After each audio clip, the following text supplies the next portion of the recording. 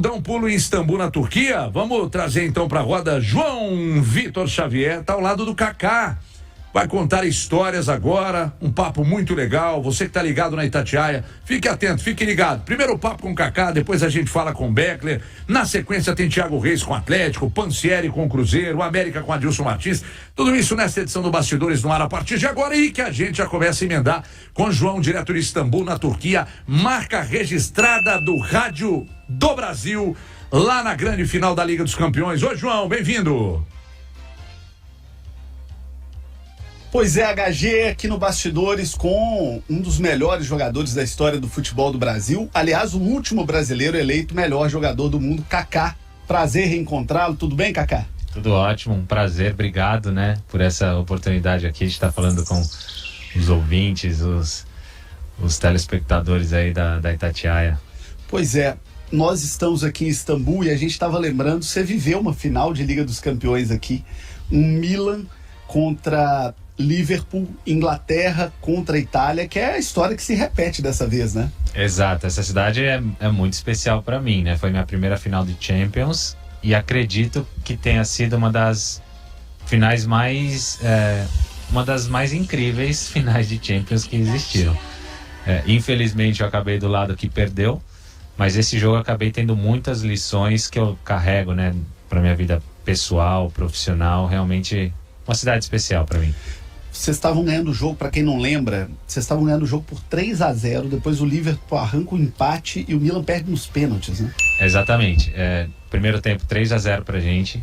Segundo tempo, em 6 minutos, o Liverpool empatou o jogo, fez 3 gols.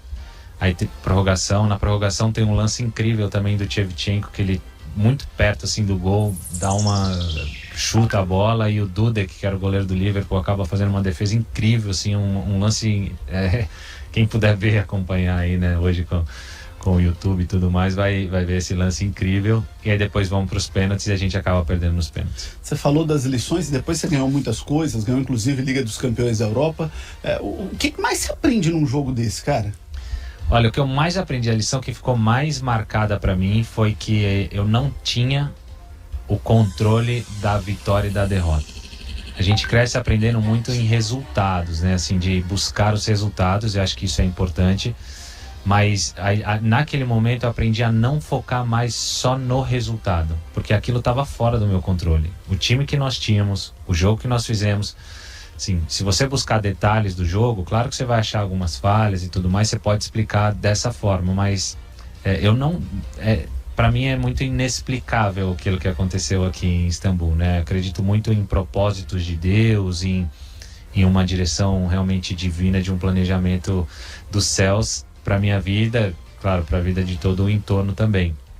Mas o que eu mais aprendi foi isso. Então, focar realmente no que estava nas minhas mãos, de fazer com excelência e com muita qualidade aquilo que estava nas minhas mãos, que eu poderia fazer, e deixar o resultado nas mãos do Senhor. O Kaká, e de novo temos um encontro aqui de italianos e ingleses. Naquela oportunidade o Milan tinha um time fantástico, né? O time do Ancelotti, você explodindo para o futebol mundial, vinha de um título do mundo, logo depois seria eleito o melhor jogador do mundo. Time que tinha Shevchenko, time fantástico, Dida, tinha outros brasileiros daquele time, Cafu, tinha o Serginho, era um timaço aquele time do Milan. E vocês eram os grandes favoritos naquela ocasião. Hoje todo mundo trata o time do Manchester como o grande favorito. Como é que você vê esse jogo? Qual que é a sua avaliação dessa final do sábado? Também acredito que o Manchester é um dos favoritos, né? O favorito para essa final. Vem de uma temporada realmente muito boa, já conquistaram 2 títulos aí importantes, campeão da Premier League, campeão da FA Cup, e agora disputando mais essa final. Então vejo realmente o Manchester City como o favorito. E agora, o final é maravilhoso exatamente por isso. O futebol é maravilhoso exatamente por essas incertezas que a gente vive, né? O time italiano, eu acho que a Inter não está representando só a Inter aqui, está representando um campeonato, um país, que realmente é a Itália, no sentido de voltar a ser protagonista no palco europeu. Fiquei muito feliz de ver os times italianos. O Milan fez uma quarta de final com o Napoli, fez a semifinal, né? Milan-Inter também. Isso é pro futebol italiano, eu como amante do futebol italiano, do Milan em especial, é muito legal você ver o futebol italiano voltando a esse nível. Então, a Inter chega com essa responsabilidade, né? De representar aí todo o futebol italiano. Você que conhece muito bem a realidade, na nossa infância, acho que nós todos aqui temos mais ou menos a mesma idade, o grande futebol era o italiano, né? Foi o primeiro que a gente acompanhava, manhã de domingo, com Luciano do Vale, Silvio Lancelotti, Silvio Luiz. Depois tivemos um futebol italiano muito forte nesse período que você jogou por lá. Eu me lembro que em 2004 eu tive a oportunidade de te entrevistar em Milão, e era de um lado esse time do Milan que nós falamos, e do outro lado um timaço da Inter, que o Adriano Imperador era o rei, né?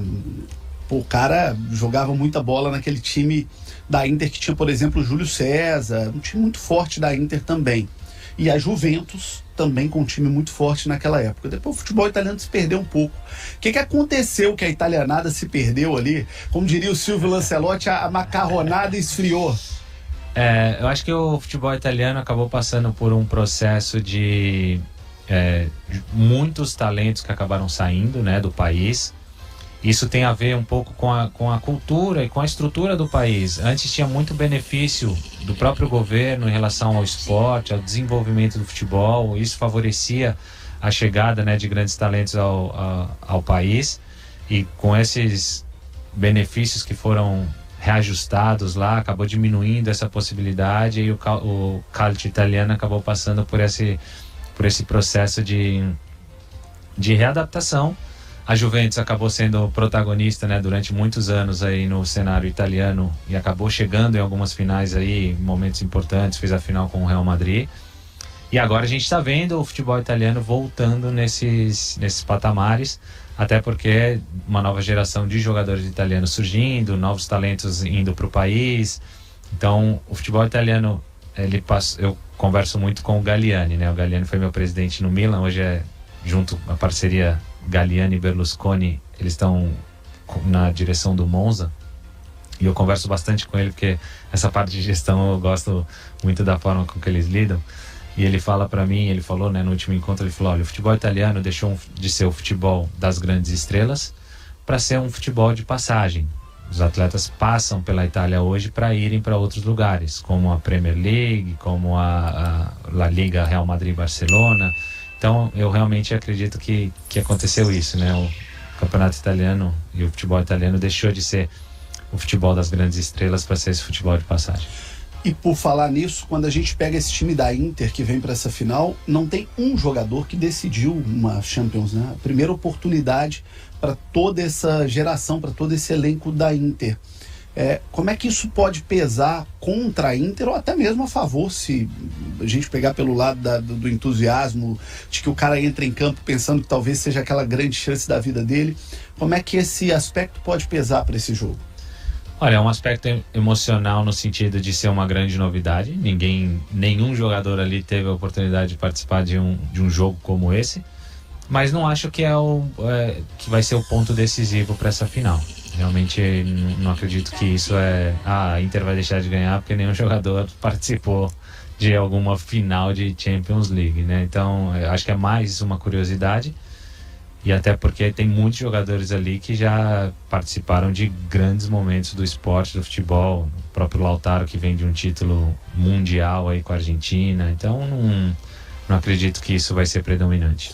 Do outro lado, tem um time que foi montado para isso, né? Esse time do Manchester City, quando ele começa o projeto lá atrás, que vem dinheiro internacional, que começa a montar uma grande estrutura...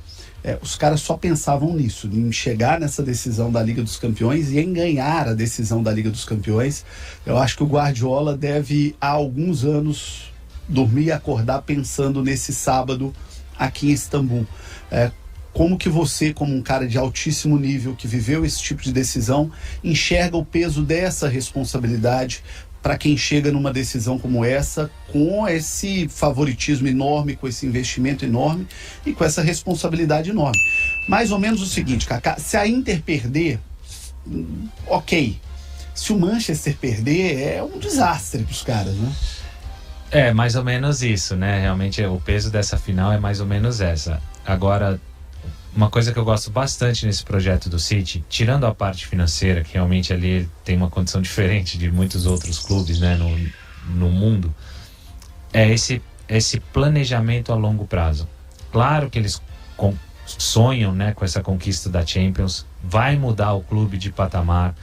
O Pepe, o Guardiola, volta a ser protagonista, né, no cenário europeu, depois de passagens pelo Bayern e não conseguir, já chegou numa final e não ganhou, né, contra o Chelsea. Mas o que mais me agrada é o pensamento deles no longo prazo.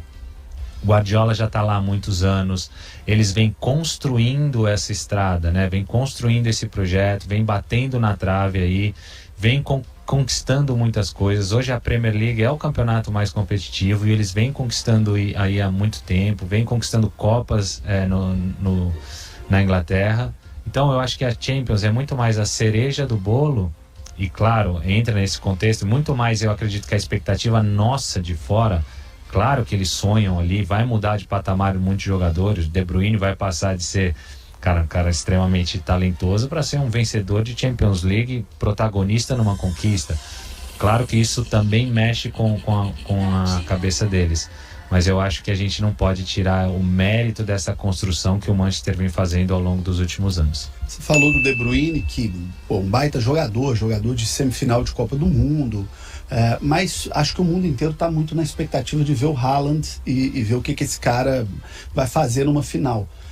Eu me impressiono muito com ele, Kaká, porque, poxa, o cara tem muitas virtudes, né? Assim, tem muita força física, tem muito faro de gol, é um cara diferente, ele não tem aquela elegância que o Kaká tinha em campo, ele não tem, né, aquela habilidade, destreza que um Ronaldo tinha em campo, mas mesmo ele não tendo isso afinado como vocês tinham, ele tem um pouquinho disso de todo mundo, porque ele tem um faro de gol como o Ronaldo tinha, ele tem aquelas arrancadas que o Kaká tinha, apesar de ser meio desajeitadão em campo.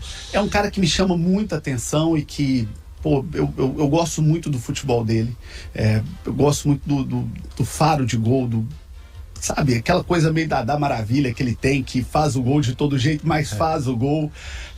Como é que você vê esse cara? Como é que você classifica o Haaland aí no cenário do futebol, vendo tanta gente boa que a gente já viu e tanta gente boa que a gente ainda vê? Olha, é incrível o que esse menino vem fazendo, né? Batendo recordes aí, o número de gols que ele fez esse ano pelo Manchester City. É um menino realmente extremamente talentoso. É legal porque ele junta essas características, mas ele é único, né? A forma dele jogar assim é muito única. E uma coisa que me agrada muito é de ver... Eu acredito muito que ele tá desfrutando, né, de jogar futebol. Ele tá jogando ali com muita alegria, ele tá sempre sorrindo em campo, ele tá se divertindo ali jogando bola. Claro que é de uma forma profissional, muito séria, mas você vê ele muito leve, ele vê ele tendo esse momento de prazer com a bola e com o futebol. Isso é muito legal. E, cara, é faro de gol mesmo, né? Tem aqueles bate-rebate dentro da área, tem 10 caras na área e a bola sobra para ele. Então é demais. Eu acho que é um dos grandes nomes para essa final aí, para ser o Man of the Match. Para fechar, você jogou no futebol americano, você esteve lá no Orlando City. Ontem nós vimos o anúncio de um dos maiores de todos os tempos indo para o futebol americano. Quando a gente para pensar que daqui a 3 anos tem uma Copa do Mundo nos Estados Unidos, com o México, com o Canadá, o que significa a saída do Messi para lá? Como é que você avalia essa opção do Messi de jogar na Liga Americana? Olha, para o futebol norte-americano é incrível, né? A saída do Messi para lá vai favorecer muito essa continuidade desse crescimento da Liga da MLS. Como eu falei, citei do projeto do Manchester City, né? Eu sou muito a favor e planejo até minhas coisas pessoais também muito a longo prazo e gosto desse processo de construção. Hoje a gente vive num mundo muito acelerado, né? Tudo muito acelerado, tudo muito precisa das coisas muito para hoje. E a MLS não, eles vêm nesse processo de construção, já são muitos anos, mas eles têm um firme fundamento ali do futebol. Então todos os times têm um estádio próprio, tem um centro de treinamento, tem uma base de fãs. E aí eles, dentro desse fundamento, eles vão trazendo atletas e vão crescendo de uma forma bem estruturada e bem orgânica. Eu acho que essa chegada do Messi, possível chegada, é mais uma etapa importantíssima nesse crescimento para que, eu acredito que no futuro muito próximo, a Liga Norte-Americana vai ser com certeza uma das mais competitivas e uma das mais assistidas aí. Eu tive uma sensação ontem que ele deu um recado para o mundo. Falou, olha, vou ser embaixador dessa Copa do Mundo aqui e jogarei mais uma Copa do Mundo, porque é muito difícil não associar a ida dele para a Liga Americana, no momento que o país se prepara para uma Copa do Mundo, com a presença dele numa Copa do Mundo. Você que vive muito esses meandros aí do futebol, os bastidores do futebol, você acredita que é um caminho natural dele ir para mais uma Copa? Olha, difícil de afirmar isso. Passa por uma decisão muito pessoal, né? De vou para mais uma, já ganhei, não quero mais, né? Ou vou arriscar e vou tentar mais uma conquista. Passa pela questão física também. Está falando de mais 3 anos, né? Até 2 anos e meio aí, mas para ele passa por esse processo. Então acho que é muito mais uma decisão nesse momento de conciliar, continuar jogando, continuar sendo competitivo, com uma qualidade de vida familiar, de um tempo para a família, porque nos Estados Unidos a quantidade de jogos é menor do que nas outras ligas, principalmente europeia, onde ele estava acostumado a jogar.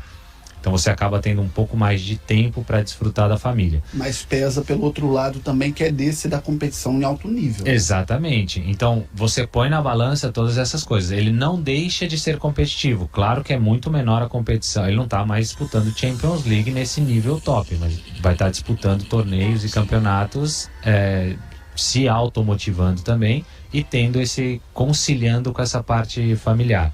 Eu acho que a decisão parte muito mais por esse lado e vamos ver daqui em 2026 o que acontece, em quais condições eu chego. Se estiver bem, vou para mais uma Copa. Obrigado pela entrevista. Queria que você convidasse o ouvinte da Itatiaia. Sábado tem decisão da Liga dos Campeões, a única emissora de rádio do Brasil aqui, e queria te agradecer muito por essa entrevista, Kaká. Que demais. Muito obrigado a vocês mais uma vez. Encontrar o Brasil aqui, né, representado por vocês, realmente é muito gratificante. Parabéns. E queria convidar todos os ouvintes aí da Rádio Itatiaia a acompanhar esse jogaço que vai ser Manchester City contra a Inter de Milão pela final da Champions League 2022-2023. Para fechar, olha aí a imagem, ó, 2004, eu te entrevistando lá em Milanello, CT do Milan, ser bonito como sempre, eu gordinho como de costume, tá vendo, Kaká? Olha que legal. Mas sempre bom falar com você. Muito bem, muito bem. HG, você viu também, né, HG? Eu e o Kaká éramos 2 símbolos, um de beleza e outro de quem precisava embelezar. Um abraço, HG. Abraço, João, abraço. Parabéns aí pelo trabalho, abraço ao Kaká. E lembrando, hein, sábado, única emissora, maior emissora do Brasil e única presente na grande final da Liga dos Campeões, maior torneio de futebol do mundo, futebol de clubes do mundo. Estaremos lá e daqui a pouco falando.